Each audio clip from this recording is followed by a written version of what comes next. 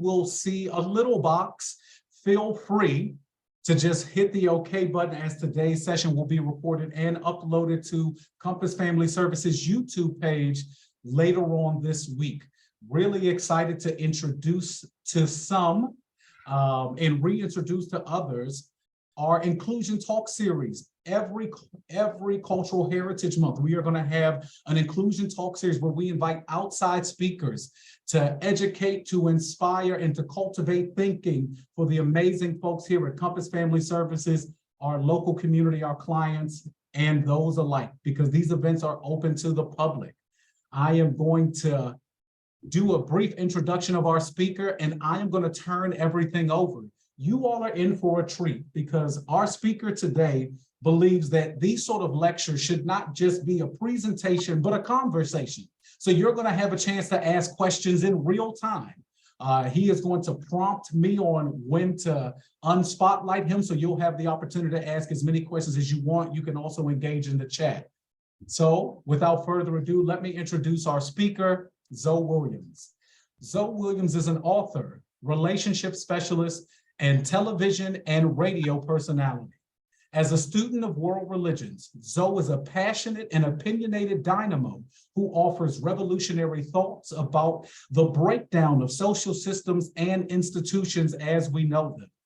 Dubbed by his supporters Tupac meets Deepak, Zoe brings a thoughtful and unique perspective to relationships, religion, spirituality, and so much more.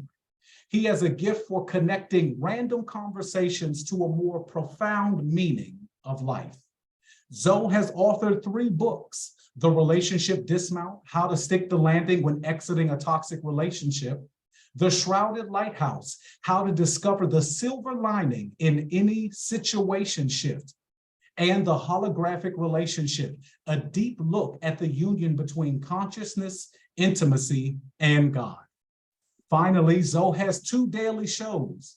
One is the Zoe What Show that can be found every weekday morning, and The Voice of Reason that happens every weekday evening on KBLA Talk 1580. Everyone, I'm so excited again to end Black History Month with our speaker, and I'm going to turn it over to you, Zoe Williams, as you talk about mastering the inside job. Man, thank you for the intro, Red. Thank you for the intro. And I see you trying to one-up me a little bit with the radio voice. I noticed that. The way you were reading, you audition and just tell the truth. I loved every moment of it, Red. Listen, and I also want to thank you guys really quickly before I get started. I want to thank you guys for keeping me inside my home. Normally, I'm out of here like 8 in the morning and I don't get back until like 10. This is the first time I've really just enjoyed being at the house. This is wonderful. So thank you guys for keeping me at home. Now, let's get right to the meat and potatoes of it. A lot of people struggle in intimate relationships. And the reason why they do that, I believe, society and our home life has promoted an ideation of relationship that just doesn't work. We've been taught that we receive love. We've been taught we look for love. We've been taught we look for the one. We've never been taught that we are love and we are the one. And that when you recognize that you are love, you're the one, and you're anything you would require, demand, make as a prerequisite for your partner, you start to realize that you don't need to even ask them for anything. They tend to reflect who you are. Now, many people understand the social construct of relationship. You know, it is a business, especially in marriage. However, relationship has a spiritual purpose. And that spiritual purpose is to reflect your personal curriculum back to you. How do you think you date people who can precisely and almost with laser precision get under your skin unlike anybody else. That's because they are uniquely designed to wake up the things you refuse to acknowledge about yourself. So today's discussion centers on mastering the inside job. It is not anyone's responsibility to make you happy. It is only yours. We don't make each other happy. What we do is reflect the happiness we've cultivated within ourselves back to our partner, and we create this biofeedback loop. But the same is true of things that we haven't dealt with. Carl Jung called it the shadow self. And in the shadow self is the repository of every experience we've ever had. So we tend to bury the hurtful ones down into the shadow. But relationship is designed to wake the shadow up and raise it up to the consciousness, and then it manifests itself in the relationship as conflict. So a person can look great on paper. A person can have everything you've ever thought. They could have the right height, they can have the right job, they can have the credentials on the walls, letters behind their names, the whole 9 yards. But they tend to come with something that you didn't expect them to have. And that is the ability to wake up what you refuse to acknowledge about yourself. Relationship is a highly reflective classroom where the biofeedback you get from your partner is your personal curriculum. If you want a better relationship, you have to become a better person. In order to become a better person, you have to acknowledge what it is that you're receiving as a reflection back from your partner. Now, some people might argue that, and that's fine. I'm open to a discussion. But I will say this. A relationship is a unique environment where my experience of you can't fully be shared with you. Why? It's a shared environment. You should be able to share your experience with me. No, I can share parts of it. I can try to put it into words, but I can't share my direct experience of my experience with you. You can't see through my eyes. You can't feel through my senses. I could just do my best to put it into words to try to convey how I experience you. And oftentimes, because most of us are not the greatest communicators in the world, we get those words jumbled up too, right? We misconstrue, and it's our perception, and this is how I perceive you. And this is where conflict rises. I want you to understand a couple of things. Number one, John Bowlby is not the first person to talk about attachment theory. Buddha is 5,000 years ago, something like that. Buddha was a long time ago. Buddha talked about attachment, right? Attachment brings suffering. We suffer because we're attached to our origins, right? Where we came from. I don't know if you guys are familiar with the work of Joseph Campbell. Joseph Campbell is amazing. And all of his works, as well as the works of Krishnamurti, as well as the works of Dr. David R. Hawkins or Robert Anton Wilson, a lot of this stuff gets synthesized, right? But Joseph Campbell was interesting when he talked about the hero's journey. One of the greatest things you could ever do is break up with your origin story, how you were raised. John Bowlby talks about attachment theory, but Joseph Campbell puts it in such a unique way. He's talking about your origin story, your normal, your ordinary, where you came from.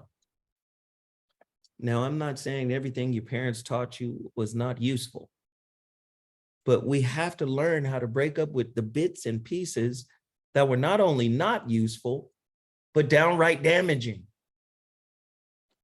And as John Bowlby talked about, and others, Ainsworth and others, et al., they talked about how you carry your attachment style into your adult relationships, whether it's a secure attachment, an insecure attachment, an avoidant, anxious attachment. Whatever attachment is established in childhood by your primary caregiver goes with you into your adult relationships. So you begin to formulate your expectations for your partner based on an attachment style. That's heavy, right? That's heavy.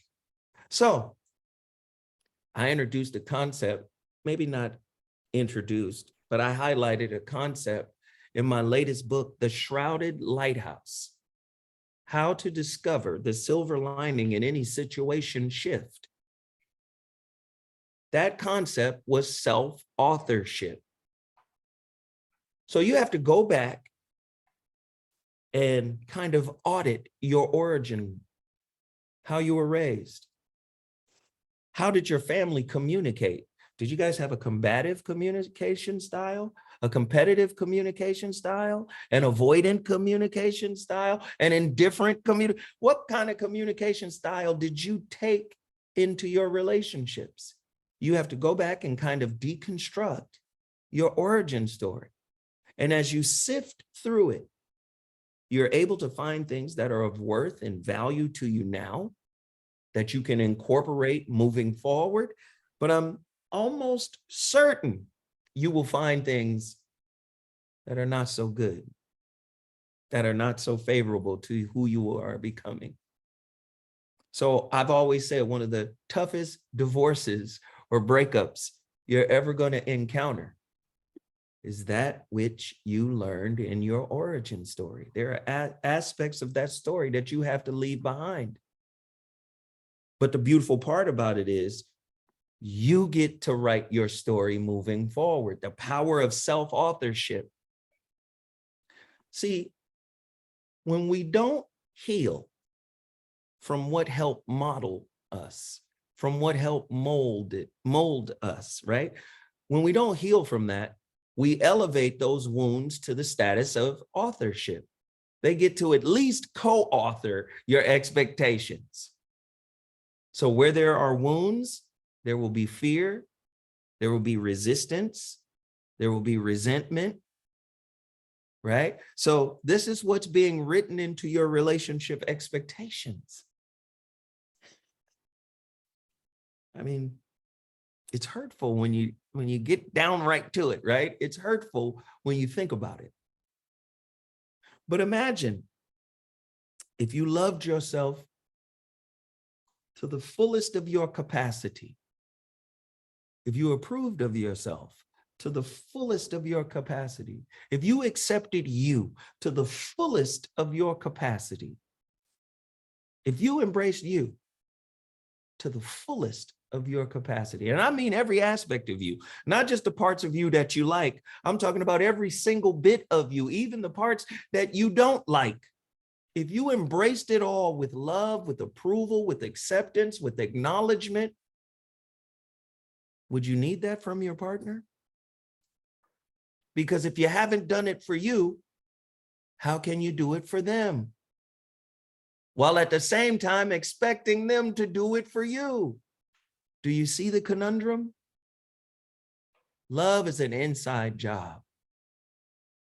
And when you radiate love, you attract lovingness. People who are already at the same vibration and frequency you're on.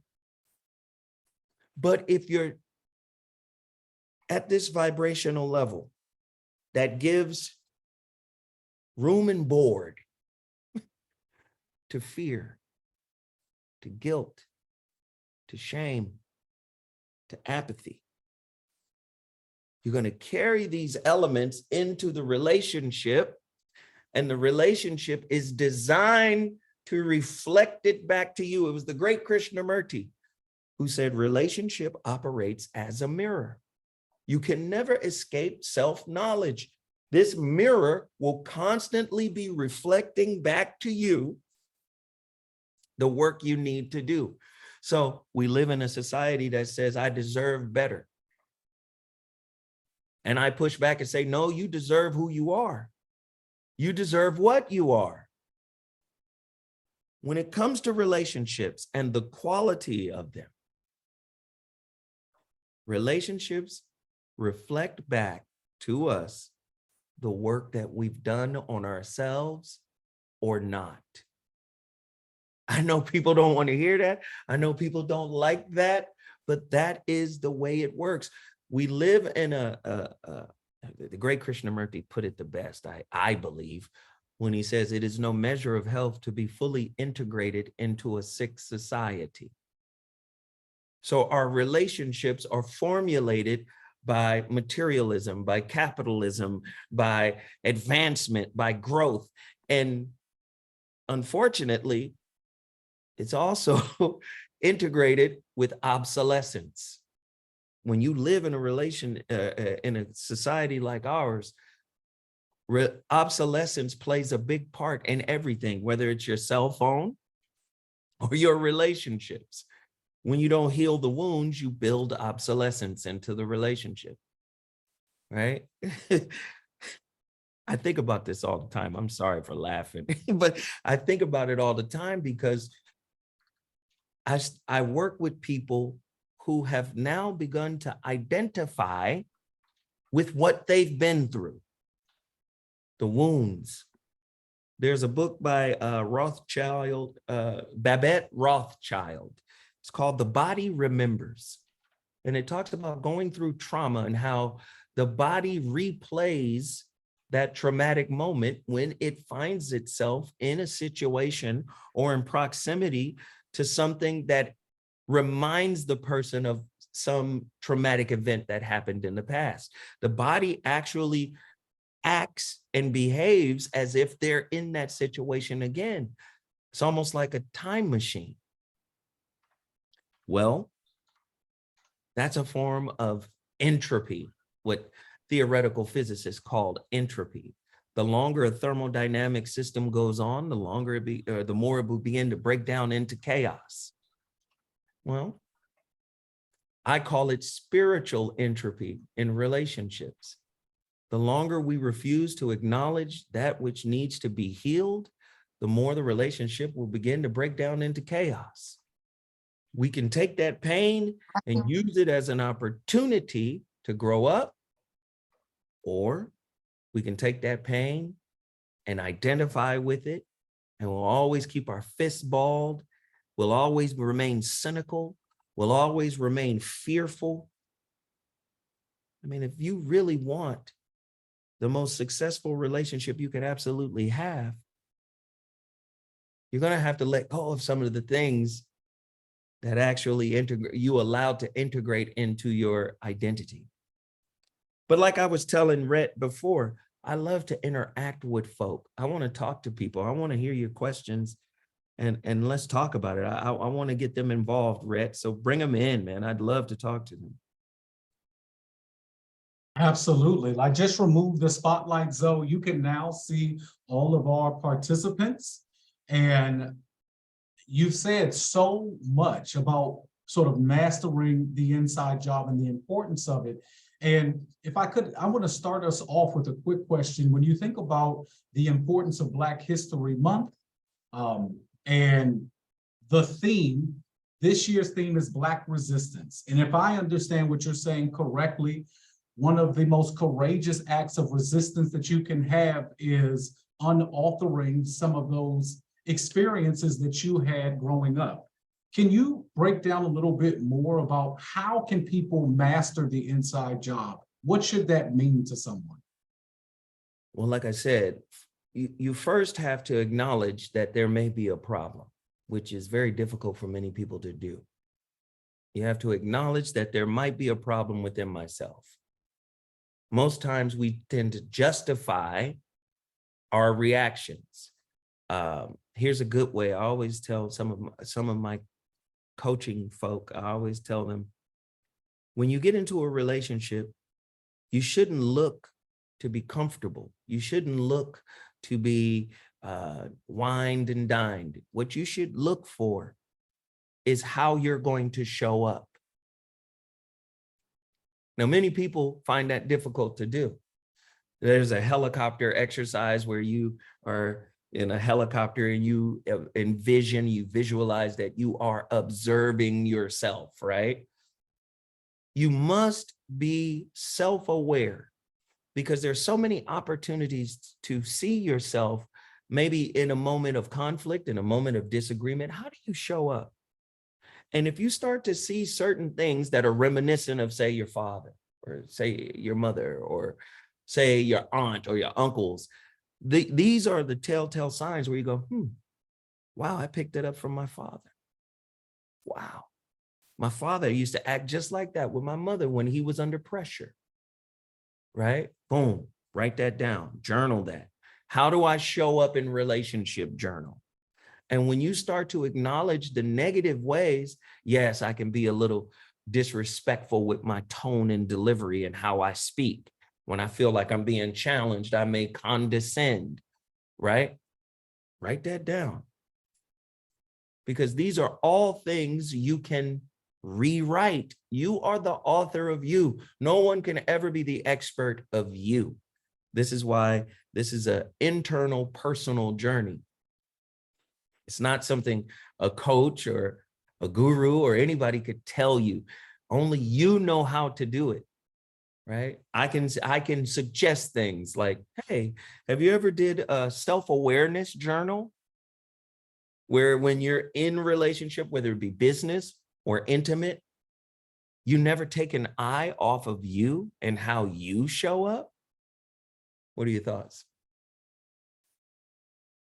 Wow, thank you so much. So that's really, really insightful. For anyone here, it looks like we have a question in the chat, Zoe, that I want to throw to you. And for those of us that are here, I am going to spotlight Zoe on and off based on the questions, but don't worry, I will get to it. Who modeled this type of self-love for you? Or how did you learn this? This comes from Ashley. That is a great question, Ashley. And let me tell you this. I was able to see my uncle Ben, he's about 78 now. He was the most stable family member I had personally. He's originally from Chattanooga, Tennessee. I see him about once a week. Love him to death. But he took on a great burden after my grandmother passed away at 36. Beautiful woman. My grandmother was a beautiful woman. I got a picture of her right over there. I'm tempted to just pick up the computer and take y'all over there to see her. Beautiful woman, died at 36 years old of stomach cancer after having 12 children. And he took a liking to me because apparently the story is I got his mama's eyes. His mama says the same thing. You got my baby's eyes. I said, okay, all right. But what was beautiful was he had to become the man of the family, even though his father was still alive, my grandfather. When my grandmother died, he was 19 years old. He came to Los Angeles. He enrolled at UCLA. He's an engineer, and he brought his 10-year-old brother.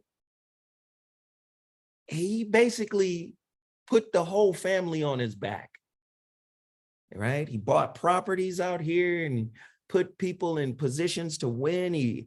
Every time somebody came to Pasadena from, down south, he would give them a job. So he was my example. Him and his wife, Odessa, they were my example because they were the most stable. Prior to that, my story, you can read it in my relationship dismount book. It's available on Amazon.com. The relationship dismount, how to stick the landing when exiting a toxic relationship. Before that, the most successful relationship I had, or I was privy to observe, was my foster parents. See, my mother was 27 years old, and she lost me and my brothers when we were basically just born. I was the youngest, and basically they took her because she had a nervous breakdown because my father was cheating on her. This is the story I was told. And they took all of her children.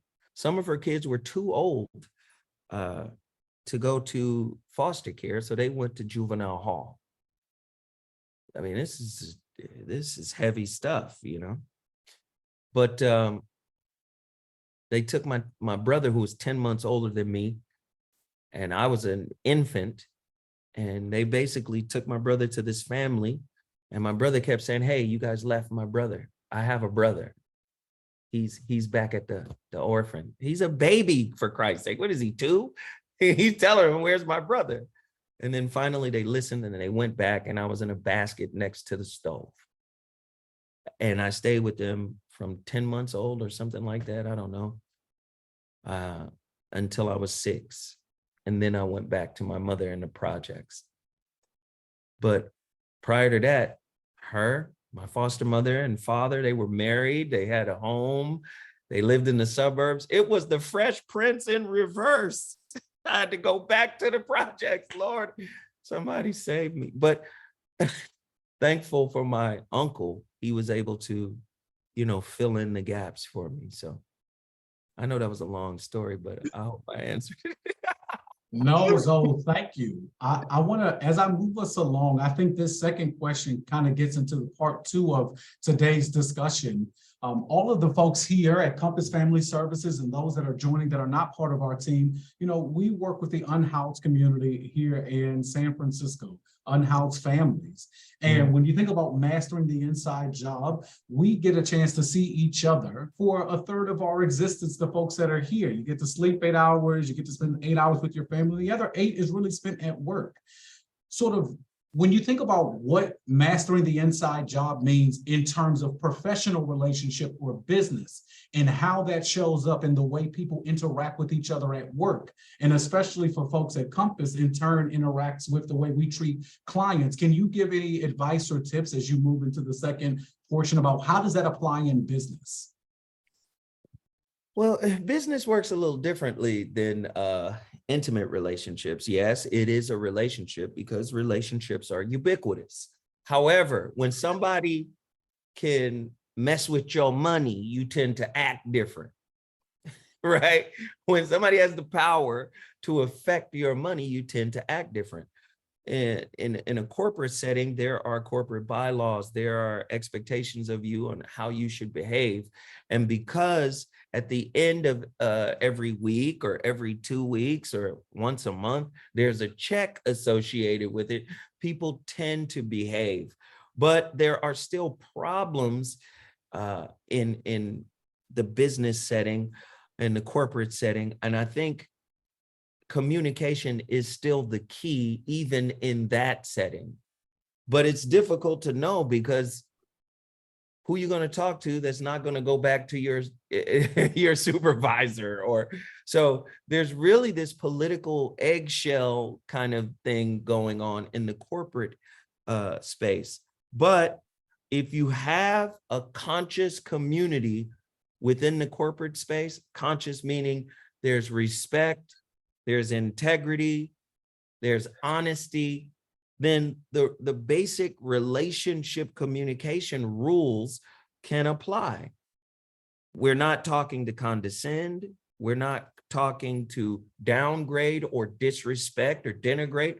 No, we're talking in an inclusive fashion. We're talking in a collaborative fashion where no one is made to feel less than, no one is being disrespected in that way. Everybody's job is valued and appreciated. When you create that type of environment in the corporate setting, then of course productivity goes up. I mean, studies have shown that productivity goes up, you guys tend to make more money. All of that starts to work well based on the respect level that is established in a conscious community within a corporate setting. in intimate relationships, because there are no quote unquote checks at the end of the week. There's a different type of engagement there. People are signed up for different reasons. And, the payout is different. That's a good question, though. Thank you, Zoe. Those were our first two questions. Any more questions? Let me know. I see people in here. You can ask me whatever you want.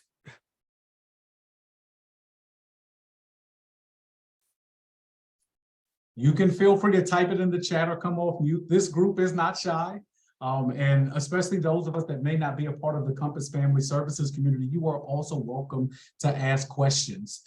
So one thing that's really interesting, and I will lead the way until more questions are dropped in the chat, is can you talk about sort of the trauma transference that shows up in sort of personal relationships and that self-authorship that you talked about? How do people break up with those traumatic experiences or re-author their stories as they become the best versions of themselves? Man, claim over blame. I always say claim over blame. Don't blame yourself for what happened, right? Don't blame anybody else, but claim authorship. What do I mean by that? Somebody would say, how do I claim authorship over something that was done to me? I'm the victim. And I'm saying, no, you're claiming authorship over victimhood. You don't have to say, hey, I'm a victim. No, you have to say, wrong place at the wrong time. I experienced something that was very traumatic, but it doesn't have the power to define who I am. I do. And the moment you give in to, no, I'm a victim, then victimhood mindset comes in. And where there is a victim, there will be blame to be passed, or what is known as blame shifting, right? So no, we don't want to blame shift. We want to be claimers. We want to claim authority, because if I have the pen of authorship, I can write my own narrative. I can write my own truth, right? A lot of people are afraid to do that. Let me tell you something. I don't know if you guys are sports fans, but I am. One of the most devastating moves a point guard or a quarterback can do is look. When quarterbacks look, it tells the defense, oh, he's about to throw over there. And because smart quarterbacks understand, oh, you think I'm looking at this person, but I'm really waiting for y'all to shift so I can throw to this other guy on the other side of the field. Quarterbacks do it, and point guards. Magic Johnson was famous with the no-look pass, right? He knew where the player was going to be. The power of observing. There's so much power in observing your wounds. Can you observe your wounds without judgment, without criticism? This is how your wound begins to break down, to be able to look at it without judgment, right? This is the key. If you want to break outside of a traumatic transference, you have to be able to say, there's nothing I could have done about it. I can't change it. This is what it is. But what I'm going to do is stop judging and blaming and guilting and shaming, because that is the fuel that unhealed wound actually, do you see that? That wound just sucks all of that energy up. Thank you. Please give it to me. Give it to me. That's what I want. I want you to blame. I want you to condemn. I want you to judge. That's what your wounds feed off of. Now, all right, so you walking down a lot of our streets here, and I appreciate all of this insight. A question from Nicole. How do you move from internal shame you may have due to past experiences to a place of acceptance so that it doesn't impact relationships in a negative way? Back to Krishnamurti. The highest form of intelligence is to be able to observe without judgment. Intelligence, from the Latin word, it means capacity. What is your capacity to look at yourself without beating yourself up? What capacity do you have? Start there. Start to cultivate the capacity that is needed to overcome the judgment of self. Because you know, if you're judging yourself, you're going to judge a significant other, right? Right? If you get a significant other that come into your life, you know you will judge them too, right? Ooh. Thank you, Nicole, for that question. Next question comes from Darlisha. When moving from victim mindset, does that create space for a survivor mentality? Well, it could, not absolutely, but it definitely could. I'm a survivor. I made it out of that. You know what I'm saying? I won. I got up out of there. Yes, definitely could. And that's better than a victimhood mindset, but you don't want to stay there either.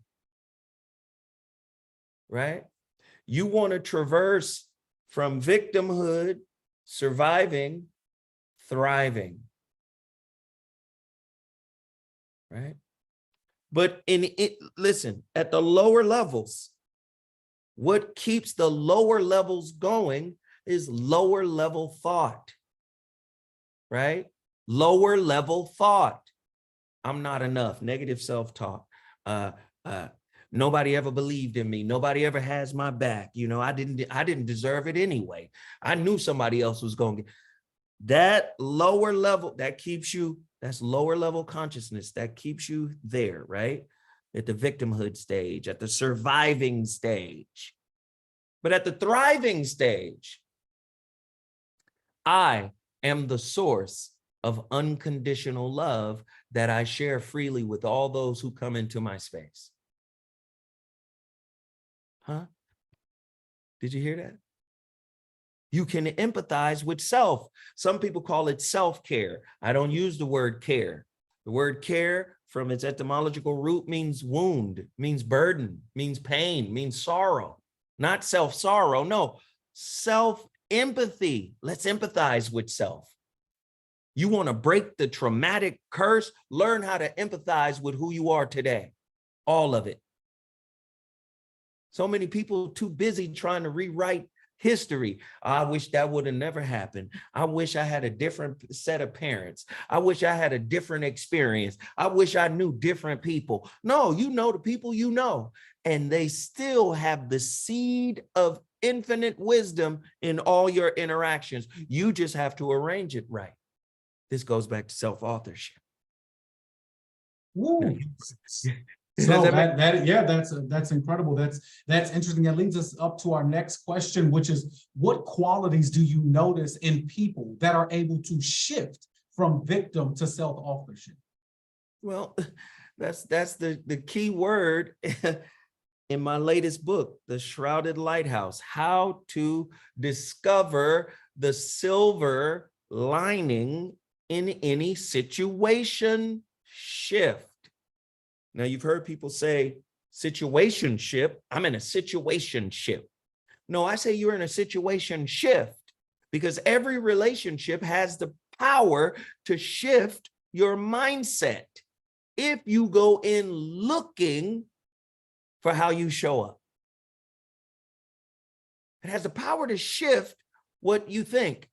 Now, if you sit down with any clinician, psychologist, therapist, psychiatrist, they'll all tell you, in a relationship, it typically is a war of perspectives. This is how I see it. Well, you're not explaining yourself good enough, so I don't understand what you're saying. It's a war of perspectives, right? And that's what makes it an inter-experiential relationship, not an interracial relationship, but an inter-experiential relationship. my set of experiences versus your set of experiences. This is right for me. No, but this is right for me. At the end of the day, in order to be able to see another person's perspective without judgment, your perspective would have to take a back seat, not permanently, but just long enough to be able to not be affected by the filter of everything you've been through. Does that make sense? Absolutely. So these are a lot of great questions that are here, and thank you so much for sharing this perspective. Megan has a question, which is, where do children come into this? How do we support kids who've experienced trauma to be on the pathway to rewriting their story as adults? Well, it's real clear. Anything that happens that is a traumatic event that happens in front of children, the opposite got to happen too. They have to have a full they got to have a full spectrum story. They can't have a one-sided story, right? If there's a yelling match between parents in front of children, there has to be an apology match. There has to be an acknowledgement match. You know what? It was my bad. I shouldn't have did that in front of you or the babies. I love you. I didn't mean to disrespect. You have to counterbalance every negative thing that happens. Why? Because children are like water. They're recording. They are recording everything. Do you understand? Clinicians call it modeling. They are modeling. So if you guys have a problem in your relationship, and anything happens in front of the children, it is part and parcel of being a good parent to now give the children the counterbalance experience so that they can at least say, yeah, I saw my mom and dad, yell and argue at each other and have, disagreements or whatever, but I also see them work it out. I've also seen them sit down and apologize to each other. Many people who have those traumatic experiences only have one side. They might have the violence. They may have the emotional indifference, but they don't have a full circle where if I experience this negative experience, whether it be domestic violence, whether it be emotional abuse or whatever, they never see the opposite of that. And if they do see it, they don't see it at the same level. So I think that's important. Children have to be protected from that. And sometimes you got to get them out of the situation altogether. Sometimes the relationships are as such that they have to just come out of the relationship altogether in order to protect the children moving forward. Excellent perspective, Zoe. And thank you to those that are dropping their questions in the chat. Please continue to do so. One thing, Zoe, that I've heard you mention, and I'm not sure if everyone is familiar, when you said children are like water, they're recordings. Can you talk to us about that and how that plays into sort of mastering that inside job, maybe being aware of factors that you just were never aware of and how it plays in that self-authorship? I saw your face when I said it. You said like water. Be water, my friend. Bruce Lee, the great Bruce Lee. Be water, my friend. You pour water into a cup, it becomes the cup. You pour water into a glass, it becomes the glass. So when you pour children into an environment, they become the environment. They are modeling the environment. So you have to make sure that the environment is conducive, for, healthy children to be able to have healthy experiences. Now, healthy experiences doesn't mean all of the experiences will be happy. All the experiences will be joyful. Healthy just means it's not abusive. It's not marginalizing where you minimize the child's self-worth or you're stripping the child of his self-esteem. That's when those types of environments become dangerous for children, for sure. Yeah, thank you so much for that. So we have another question in the chat that says, what's your definition of toxic bonding? And how does Trauma that, bond. Yeah. yeah, Yeah. Trauma bonding. I call it shadow bonding. You know, I think Patrick Carnes was the one who coined trauma bonding. But here's the thing, I call it shadow bonding. And here's the thing, shadow from Carl Jung's shadow work, or the consciousness level where the shadow is. We tend to bond at that level. And whatever you've been through, remember, this is the coldest piece. Whatever you've been through serves as a piece of your identity. And you have to be careful. You cannot let what you've been through become a part of who you are. You have to be able to transcend that. This is key to the power of self-authorship, right? You have to say, just because I went through this doesn't mean that I am a product of this experience. Just because I went through it doesn't mean that I am a product of it, because that keeps it above you. You are not a product of what you've been through. What you've been through has tested the metal of your spirit. And you can use that to cultivate inner resolve. You can outlast anything you've ever been through. And I think that's an important piece here. Back to the water piece, Dr. Emoto is the Japanese scientist who studied the crystals in water. And what he said about the crystals in water is that they record. The molecules in water record all these vibrations. And he did some examples, some experiments with music. And the experiments with music, the crystals would take on different formations based on the music. He played hard rock based on words. He said he got a bottle of water and taped the word devil or Satan on the bottle, and the crystals all changed formations based on words, based on energy, based on what people were saying. Dr. Emoto. And that caused me to think, humans are 75, 80% water. What are you saying to yourself? How are you making yourself sick? And then I thought, well, how would you cleanse yourself of that? Well, guess what everybody is doing now in the mental health field? You know what everybody's talking about in the mental health field? Do you know? Mindfulness. So through prayer, meditation, and mindfulness, I can cleanse the water in me.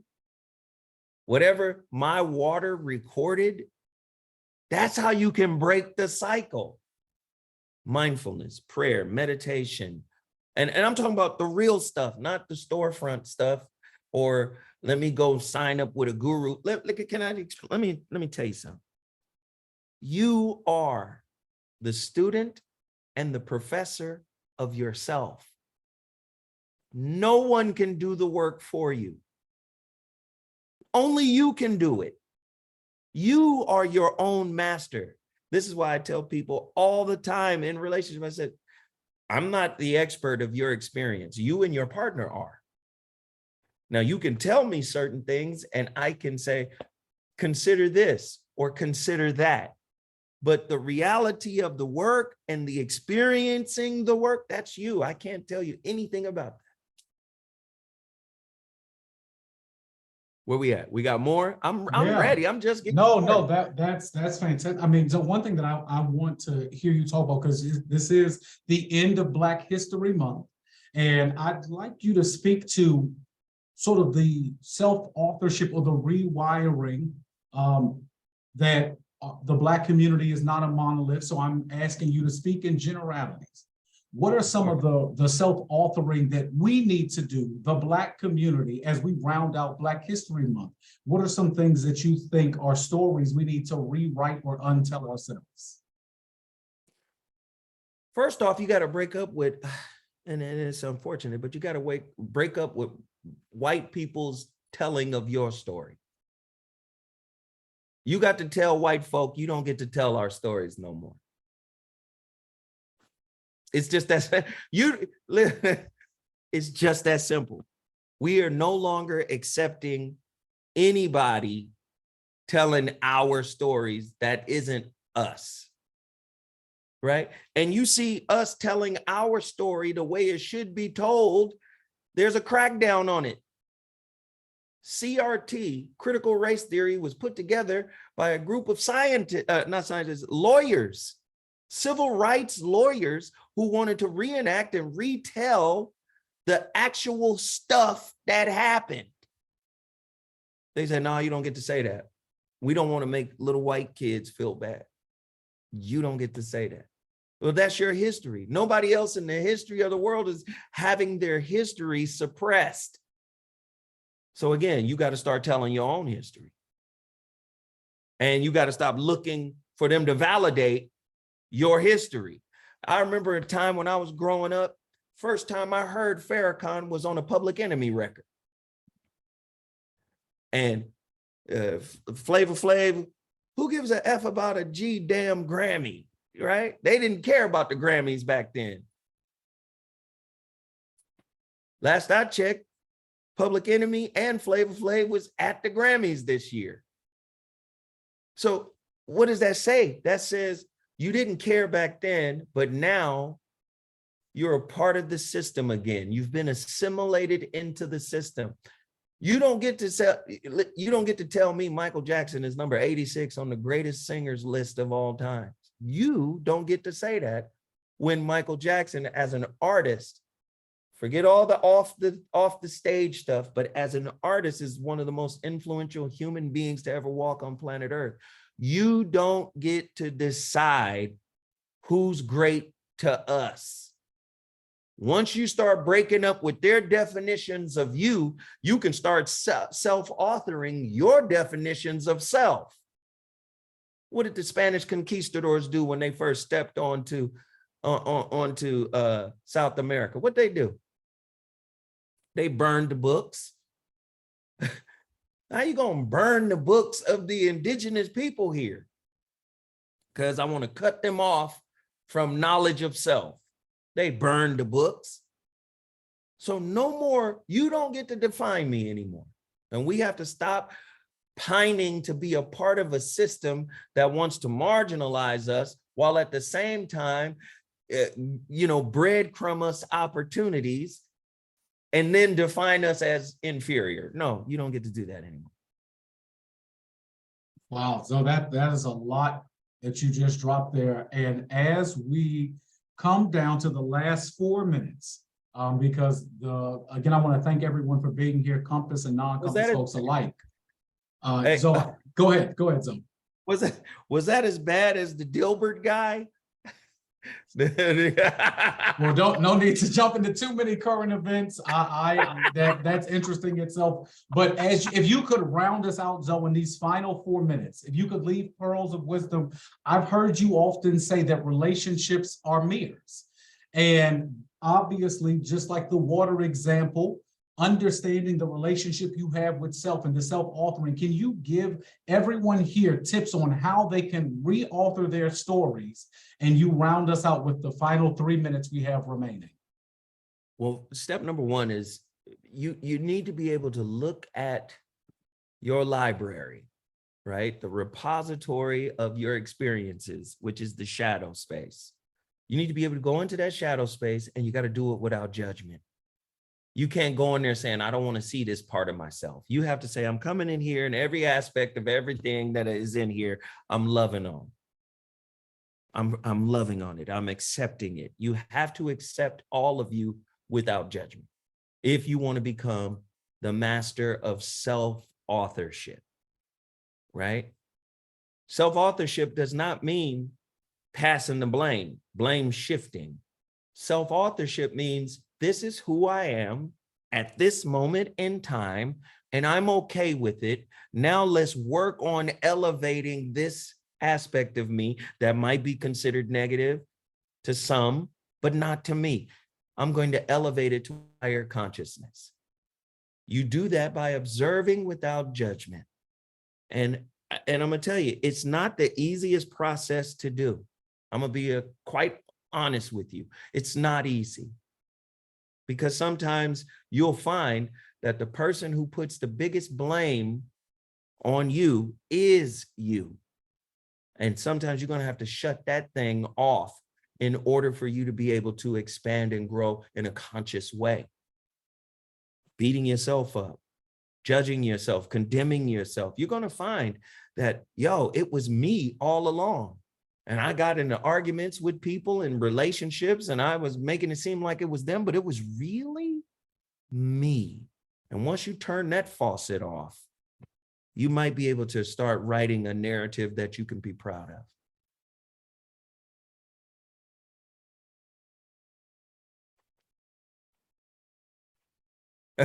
Are we good? Where are you at? Rhett, where'd you go? Look at Rhett. He don't even know how to work the computer anymore. Thank you so much. Really appreciate all your Yeah, everything yes, you shared. Thank you. I'm back now. My computer was having a moment. So with the final minute remaining, where can people find you if they want to follow you, learn more about your work, watch your show? Please go ahead. Well, the great scholar Tavis Smiley gave me my own radio show last year, and currently it is on fire. You guys should check it out. It's you just download the KBLA Talk app, KBLA Talk 1580 app. Download the app. I'm on every day from 7 to 9 p.m. I have a relationship show called The Voice of Reason. And when I tell you the show is on fire, we have this open, kind of forum for everybody to speak at. It's amazing. You guys should join in. It's great. 7 to 9 p.m. Pacific Standard Time. I'm in Los Angeles. So if you guys are in San Francisco, Pacific Standard Time, that's the good time to catch me. The Voice of Reason is what the show is called. I hope you guys enjoyed today's discussion. Thank you, Zoe. Thank you so much. For everyone here, Compass folks, thank you so much again for attending. You have a session to get to. Please feel free to jump off of this session. Today's recording will be uploaded to our Compass Family Services YouTube page. Again, Zoe, thank you so much for the wisdom that you shared today, being our Inclusion Talk Series speaker for Black History Month. I hope that everybody has a fantastic day on purpose.